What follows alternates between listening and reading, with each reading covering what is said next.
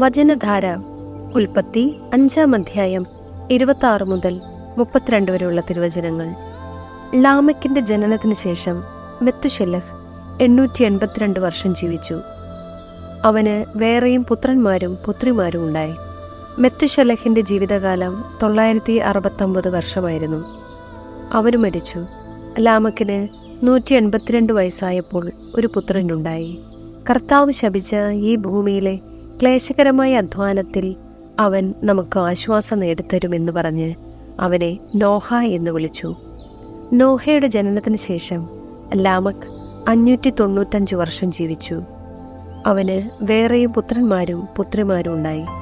ലാമെക്കിന്റെ ജീവിതകാലം 777 വർഷമായിരുന്നു. അവന് മരിച്ചു. നോഹയ്ക്ക് 500 വയസ്സായതിനു ശേഷം ഷേം, ഹാം, യാഫത്ത് എന്നീ പുത്രന്മാരുണ്ടായി.